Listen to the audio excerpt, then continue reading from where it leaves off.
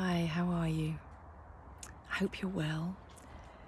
Welcome to Mel's Mindful Moments.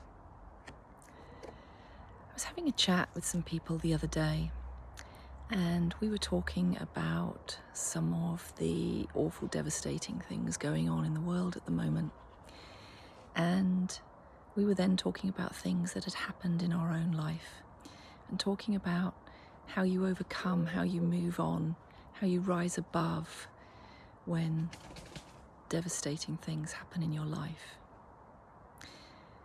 And when I pulled the card this morning, Surrender to Joy, it seemed appropriate because we were saying, we were discussing how do you find joy amongst that despair? How do you rise above? And we were exchanging stories of how we had overcome things over the years, and we found it really useful exchanging our experiences and taking on some of that and saying that would be useful for me. So we talked about how, as time went on, we found that when we look back, how much stronger we'd become in the overcoming of whatever that devastation had been in our life. That it doesn't feel it at the time, but when you look back in hindsight, you realize how much more resilient you are, how much stronger you've become. And so when I pulled the comeback is always stronger than the setback, that just seemed so appropriate. That as we rise again, as we find our way through, as we find what works for us, we do then often find that we have really come a long way. And when something happens again, we find maybe that we have more tools in our toolbox for dealing with it, or we're more maybe open to reaching out this time and asking others for their help and their guidance. We then spoke about the word impossible, and how we can sometimes use that. And so this seemed really appropriate. Impossible is just one person's opinion. And we can get stuck on that, can't we? And that's all it is. It's an opinion. Because for one person who says it's impossible, there'll be another person that says, no, we can overcome this.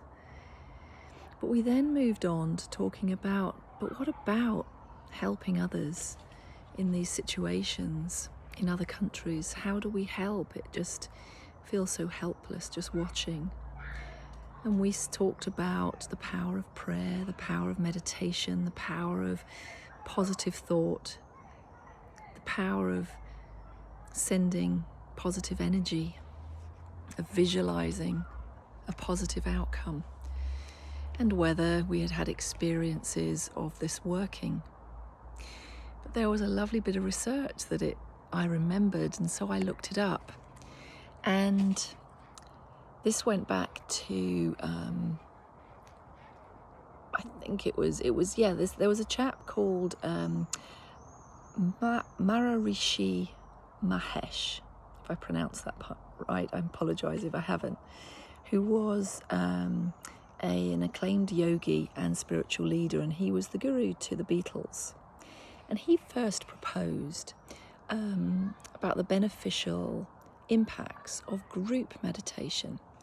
He proposed a theory which he actually called the Maharishi's effect.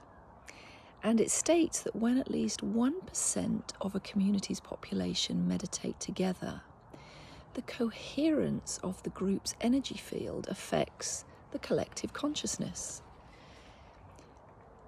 And it happens in a very constructive way.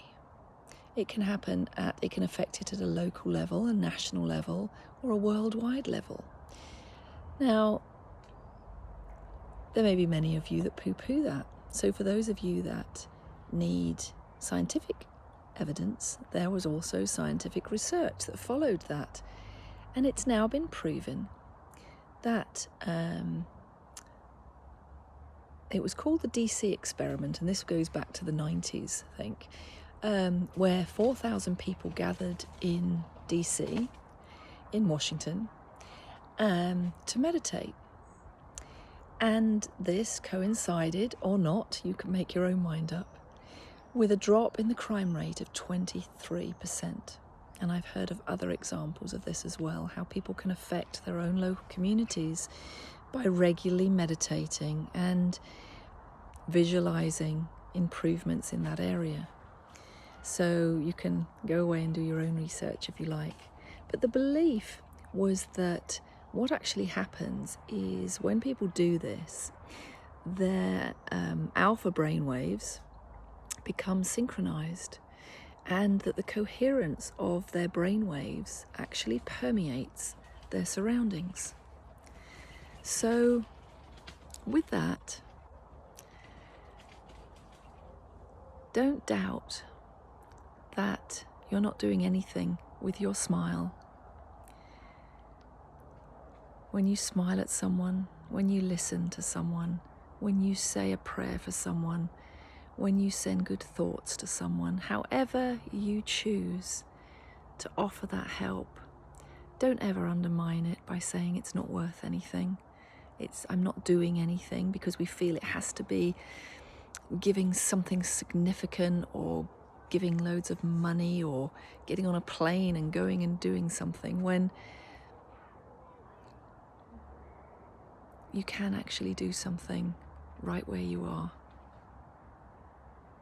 Give it a go. Make your own mind up. But with that, I send you certainly lots of love, lots of positive energy, and wish for you that wonderful things will flow effortlessly into your life. My wish for you. So with that, I will leave you, and I will see you soon. Be well.